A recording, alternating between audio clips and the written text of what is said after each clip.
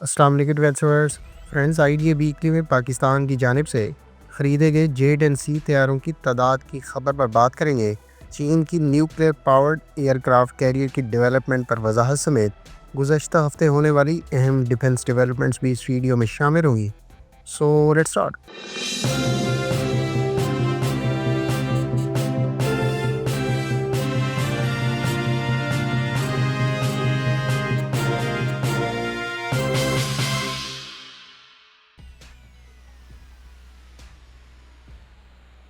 Friends, stock home international peace research institute یعنی سپری، جو دنیا بھر میں کنفلکٹس، اسلحہ کی خرید و فروخت اور متعلقہ معاملات پر نظر رکھنے والا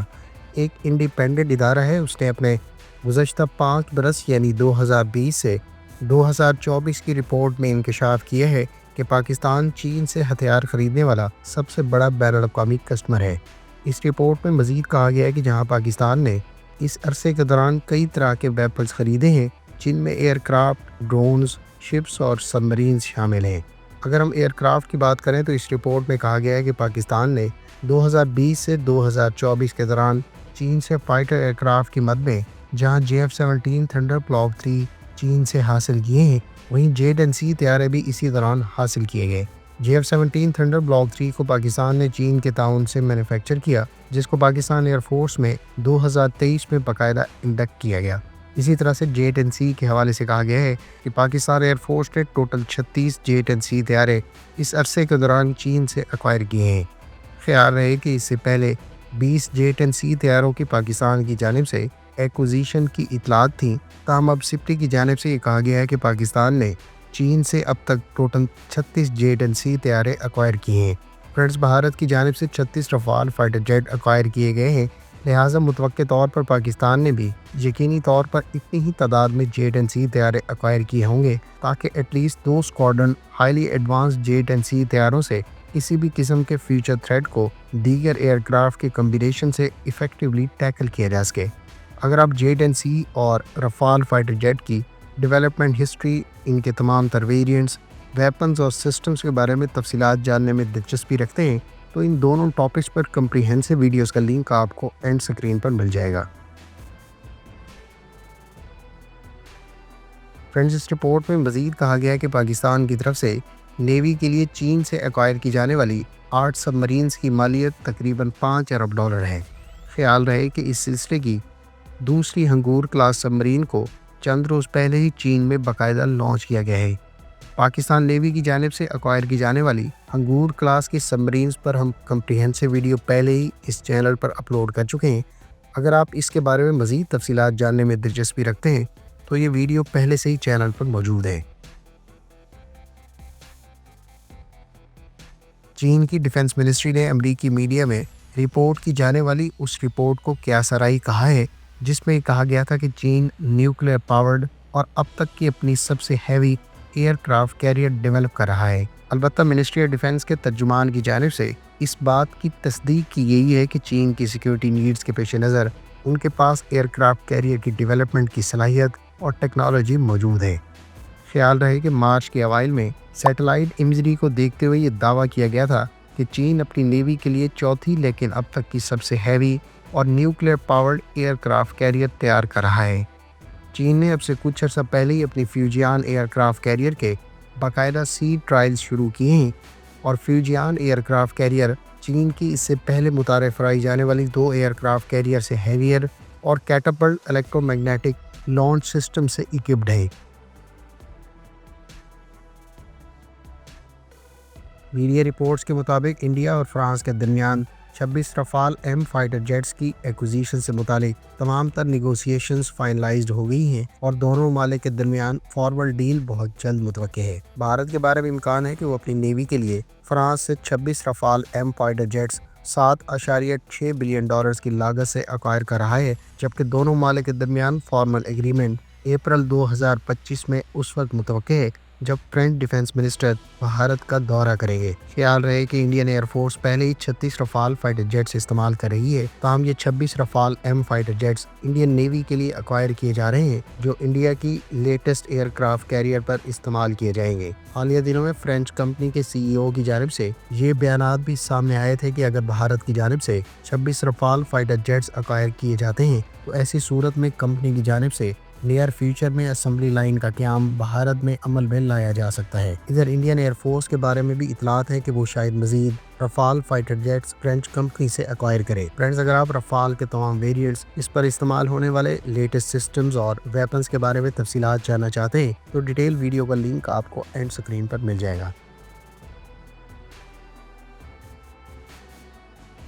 فرینڈز، انڈین ویب سائٹ میں چھپے آرٹیکل میں کہا گیا ہے کہ پاکستان ایئر فورس کئی دہائیوں بعد twin engine fighter jets induct کرنے جا رہی ہے۔ اس آرٹیکل میں اس کی کچھ بنیادی وجوہات بھی بیان کی گئی ہیں جن پر ہم آگے چل کر بات کریں گے۔ اس سے پہلے آپ کو بتاتے چلیں کہ پاکستان ایئر فورس آغاز سے لے کر اب تک single engine fighter jet platforms پر ہی ریلائی کرتی آ رہی ہے، جبکہ شینیانگ F-6 وہ واحد twin engine fighter aircraft تھا جو پاکستان ایئر فورس میں 80 کی دہائی تک سرو کرتا رہا ہے۔ تاہم اس کے بعد سے لے کر اب تک پاکستان ایئر فورس میں سنگل انجن فائٹر جیٹ ہی استعمال کیے جاتے رہے ہیں، چاہے وہ F-16 ہوں، JF-17 تھنڈر یا پھر jet and C fighter aircraft ہوں۔ بھارتی رپورٹ میں یہ بھی کہا گیا ہے کہ پاکستان ایئر فورس بدلتے جنگی تقاضوں اور ٹیکنالوجیکل ایڈوانسمنٹس کے علاوہ ایڈوانسڈ ایئر ڈیفنس سسٹمز کا ماڈرن وارفیئر میں استعمال اور long range precision strike weapons کے ساتھ ساتھ اسٹیلتھ ٹیکنالوجی کے بڑھتے ہوئے استعمال کو لے کر ایسا کرنے جا رہی ہے۔ گو کہ اس آرٹیکل میں مزید بھی فوائد اور وجوہات مینشن کی گئی ہیں،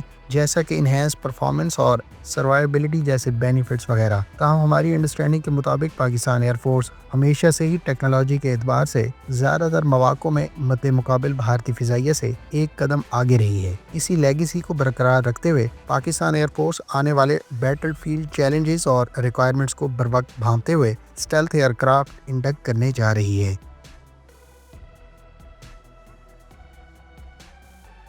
فرینڈز، ترک میڈیا سورسز کے مطابق برطانیہ کی جانب سے ترکیہ کو باقاعدہ 40 یورو فائٹر ٹائفون کی فروخت سے متعلق آفیشیل آفر لیٹر ریسیو ہو گیا ہے۔ یورو فائٹر ٹائفون، جس کو یونائٹڈ کنگڈم، جرمنی اور اسپین کی جانب سے جوائنٹلی پروڈیوس کیا جاتا ہے، اس طیارے کی ڈیولپمنٹ میں اٹلی بھی شراکت دار ہے۔ تازہ ترین اطلاعات کے مطابق ترکیہ کی جانب سے اب سے کچھ عرصہ پہلے یورپین کنسورشیم کو ریکویسٹ کیے جانے والے 40 یورو فائٹر ٹائفون سے متعلق اب اس فارمل آفر کے بعد کنسورشیم اور ترکیہ کے درمیان فارمل ڈیل بہت جلد متوقع ہے۔ خیال رہے کہ ترکیہ ٹرانچ 4 کے یورو فائٹر ٹائفون ایکوائر کر رہا ہے، جبکہ اس کے ساتھ ویپنز پیکج میں Meteor air to air missiles کی فروخت بھی شامل ہے۔ یونان کی طرف سے یورپین کنسورشیم کو یورو فائٹر ٹائفون کے ساتھ میٹیور کی ترکیہ کو فروخت کی مخالفت کی گئی تھی، تاہم کنسورشیم کے ممالک نے اس آبجیکشن کو ریجیکٹ کرتے ہوئے ترکیہ کو نہ صرف یورو فائٹر ٹائفون کے لیٹسٹ ورژن بلکہ اس کے ساتھ متعلقہ ویپن پیکج جس میں میٹیور شامل ہے اسے فروخت کرنے کا اعلان کیا ہے۔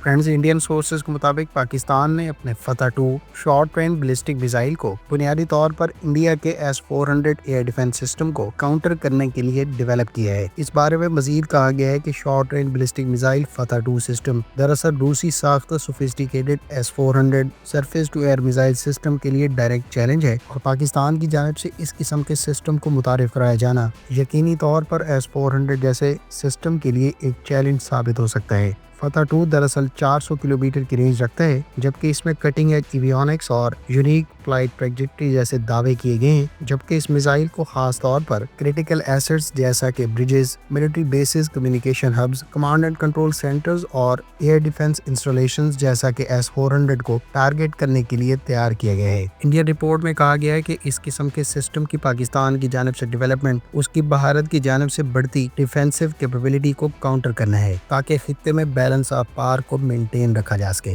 خیال رہے کہ پاکستان کی global industry and defence solutions نے اسے پہلے فتح 1 کے نام سے بھی ایک ملٹی لانچ راکٹ سسٹم متعارف کرایا ہے۔ یہ گائیڈڈ راکٹ 140 کلومیٹر کی رینج رکھتا ہے، تاہم فتح 2 400 کلومیٹر کی رینج کے ساتھ بھارت کے اندر کئی طرح کے کریٹیکل اور اہم انسٹالیشنز کو نشانہ بنا سکتا ہے، جیسا کہ پنجاب اور راجستھان میں موجود ایئر بیسز، وائٹل بریجز اور LOC پر ڈپلائی کیے جانے والے S-400 موبائل یونٹس شامل ہیں۔ فتح 2 سسٹم کے بارے میں اطلاعات ہیں کہ اس کا میزائل مارک 4 سے مارک 6 کی سپیڈ پر فلائی کرتے ہوئے دشمن کے اہداف کو نشانہ بنا سکتا ہے اور اس قسم کی سپیڈ ایئر ڈیفنس سسٹمز کی جانب سے ریئیکشن ٹائم کو خاصی ریڈیوس کر دیتی ہے۔